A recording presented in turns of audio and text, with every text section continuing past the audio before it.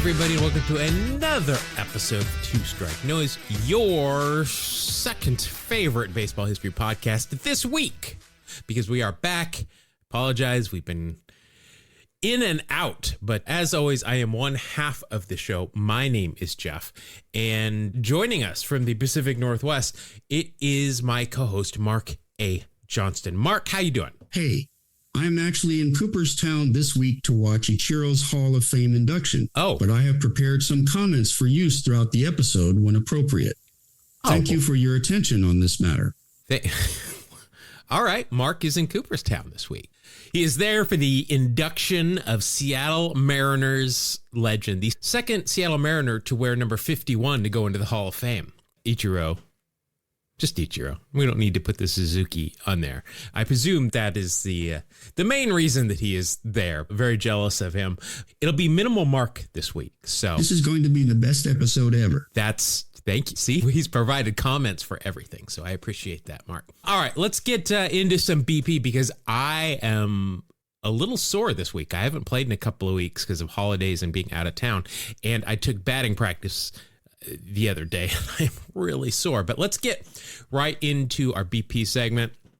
First of all, I just wanted to acknowledge since the last time that we were here that Jim Clancy has passed away. Jim Clancy, I mainly know him from the Toronto Blue Jays, 15 years in the big leagues, 12 with Toronto, 3 with Houston, and part of his final year with Atlanta in 1991. A right-hander, but still around for 15 years, was a workhorse as a starter, especially at the beginning and middle of his career. 40, 35 starts a year, 200 plus innings every year. You're a solid middle of the rotation guy. He was an all-star in 1982. Overall had a WAR of 20.8. So just wanted to acknowledge that he has passed since our last episode. Also, a less exciting thing to talk about, Dan Serafini. I remember Dan because he was in Salt Lake in AAA for the Twins when I was there, but he has been jailed for murders. That is with an S. He was charged with the murder of his father-in-law and attempted murder of his mother-in-law. He also was charged with burglary and child endangerment and now faces a minimum sentence of 25 years to life and a maximum of life without parole. So he is immediately going on the do not talk about list. Dan Serafini. It's the last time you'll hear us mention his name here. Let's see. I wanted to talk about one of my favorite players. He debuted in the big leagues with the Oakland Athletics, and that is Chris Carter. I love this guy because he was just a huge, silent guy who just hit home runs. And I think he even led the league one year. I think he led the National League or so. I'm not sure. Maybe he didn't. I guess I've got his stats right here. Yeah, he led the National League in 2016 when he was with Milwaukee with 41 home runs. Led the league. Also led the league twice in strikeouts, but he played every day as either a DH or a first baseman. That was in 2016. Then the Yankees are like, oh, led the league in home runs.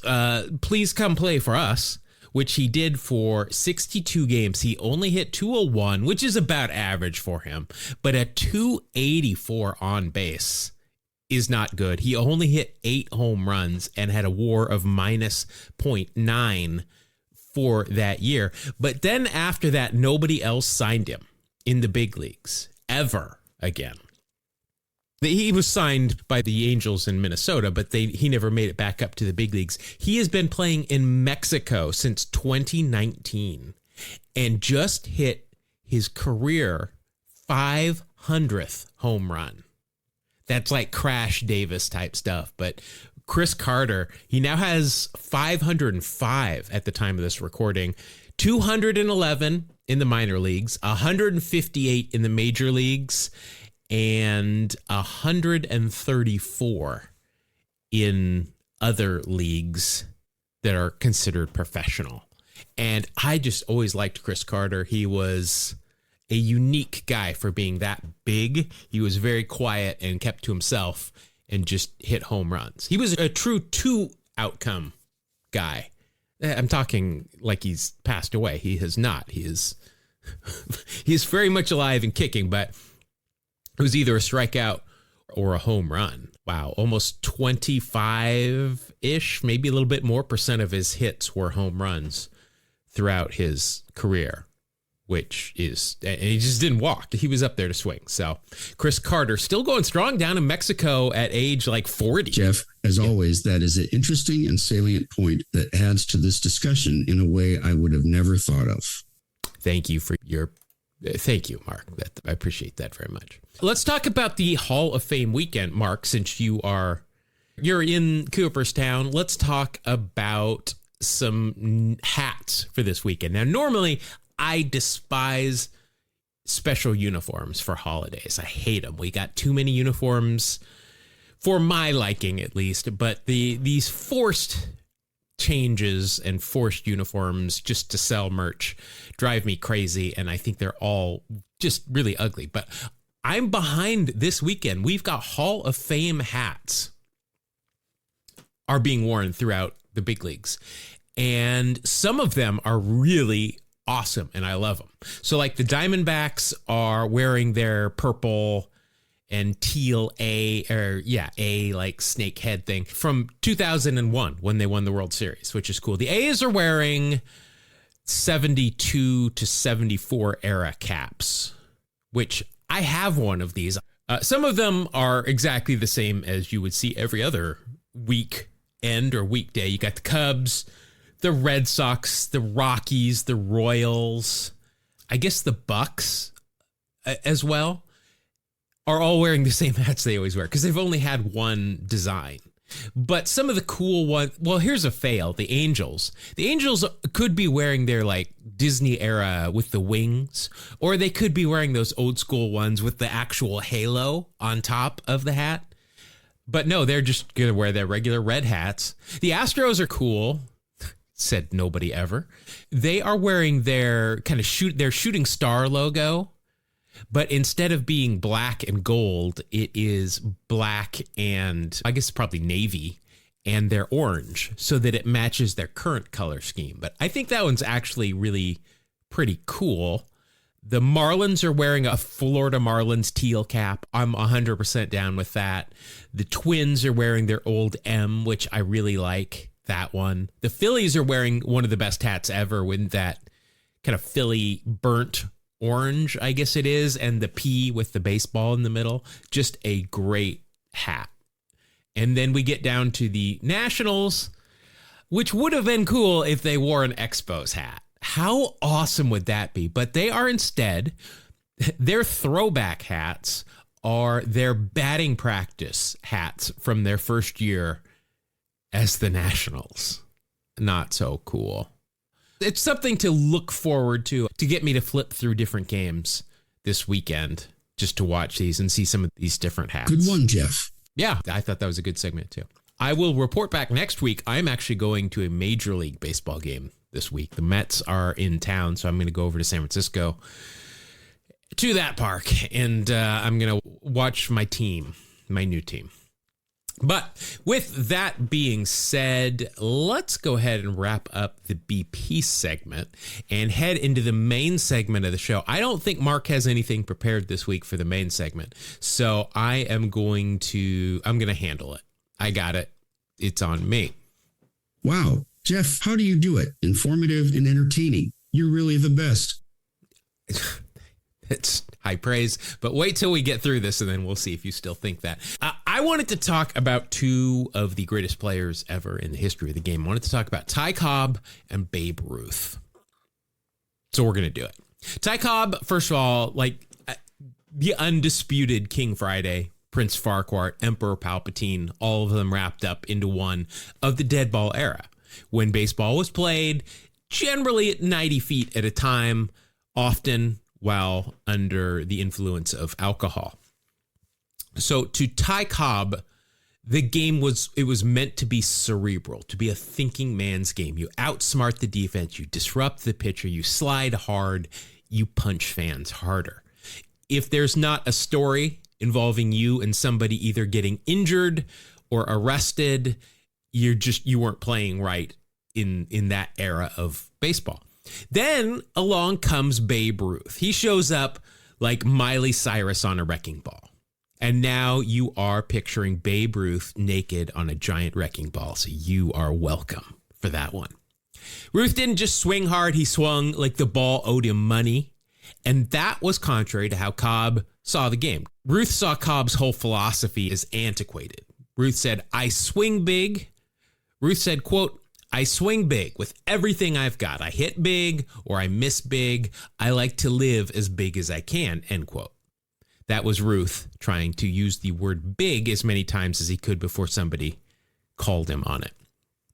Meanwhile, Cobb grumbled that, quote, anyone can hit a home run if they try, end quote, which seems like sour grapes until you realize that he meant it. And then just to prove it, he went out and proved it. We've talked about this before. But before a series against the St. Louis Browns in 1925, Cobb was like, I'm going to show you guys how easy it is to hit home runs when you try, which was taking a direct shot at Ruth at this point. So he goes out, casually hits 3 home runs in a game on May 5th. Then the next day, 2 more just to prove his point. And then he went back to just slashing singles all over the place and stealing bases like nothing had happened. He did essentially prove his point that he could hit home runs if he wanted to, but he would rather hit singles, steal bases, do the dead ball, small ball kind of game, which he had known and obviously was very good at throughout his entire career. Their feud was not so much born out of personal slights to each other, though, as you could see, there would be many, but out of their just baseball ideology. Cobb saw himself as more of the last guardian of, quote unquote, the real game. And this is going to be my one and only ever Marvel reference, ever. And I think I've got it right. But Cobb saw Ruth as possessing the Infinity Gauntlet. Nailed it. Good one, Jeff. I know. I got that one down. So this rivalry almost came to blows in 1924. The Yankees, which was obviously Babe's team, led the Tigers, who was Cobb's team, by a game. They're in Detroit. Cobb is playing center field. He's also the manager of the Tigers at this point. On the mound starting the game is our boy, our 428 poster boy, Lil Stoner. He's on the mound for the Tigers, and he gets hammered, which I realize is something more you say about somebody drinking. And I was obviously making a pot joke, but I couldn't come up with a good Stoner word that sounded the same. Blitzed, maybe, I don't know. Feel free to come up with one, send it to me. We'll revisit. But throughout this game, there were brushback pitches. There were insults being hurled between the two sides. And then in the 9th inning, Tigers pitcher Bert Cole threw 3 straight pitches to Babe inside. Ruth then actually did point his bat to the outfield. The one and only time in his career this happened, believe me. But he was pointing actually at Cobb, who, as I said, was in center field, telling him to get his pitcher to stop throwing at him. So next pitch comes in, Babe Ruth pops it up. The Tigers let him have it. For all that talk of throw me a strike, you know, what, and then he pops it up. So they're giving it to him. Next batter for the Yankees, Bob Musil. Long Bob, languid, silent Bob, who was promptly nailed by Cole. And Silent Bob, which was one of his nicknames, which is awesome. Jay, apparently his other teammate, was not silent and charged the mound. Bench is clear. After order is restored, Babe decides he wants to tell the Tigers a little bit more about how it's easier to jog around the bases than run around them. And the Yankees and the Tigers obviously don't want to hear anything more. They start fighting again. Fans get into it this time, storming the field. The umpire, Billy Evans, clocks a fan in self-defense, but still he punched a fan, the umpire did. Cobb and Ruth, though, never actually squared up. It seems like everybody else in the stadium did, but not these two. The game was eventually forfeited. The Yankees win the game. But this is big news. A lot of brawling going on there. So now we move to 1939. Ty Cobb and Babe Ruth agree to a charity golf series that rekindles their rivalry more than a decade after they both retired from the game. Cobb last played in 1928, Ruth in 1935, and we're now in 1939. So the idea came during the inaugural Hall of Fame weekend. We've talked about this many times. I don't think we talked about this instance, though, where Cobb challenged Ruth to a game of golf, saying, quote, "I can beat you at the Scottish game." I've got to say it. If I say anything related to Scottish, I say it in that accent. He said, "I can beat you at the Scottish game any day of the week and twice on Sunday," end quote. Ruth rarely backed down, as you can imagine. He followed up in 1941, which, what? Followed up. This is 2 years later after Cobb says, "I can beat you any day of the week and twice on Sunday." It took Babe 2 years to get back to him. Maybe it was stuck in his drafts folder or something. Maybe it just took Babe that long to come up with his response, which was, no joke here, quote, "If you want to come here and get your brains knocked out, come on," end quote. Babe's aware that this is golf, right? He's not challenging him to headline at SummerSlam. This is golf. Anyways, it's on. Cobb actually goes out there because Babe was a golfer. He played a lot of golf. Cobb goes out there and practices like his butt off in preparation for this and ends up being an 8 handicap when he plays Babe. I couldn't find out what Ruth's handicap was, but I'm assuming he was pretty good. But Ruth's just going on about his life and, I guess I got this golf thing coming up. Meanwhile, Ty Cobb is like playing with a torch at night, just trying to get in as much practice as he can because he's Ty Cobb.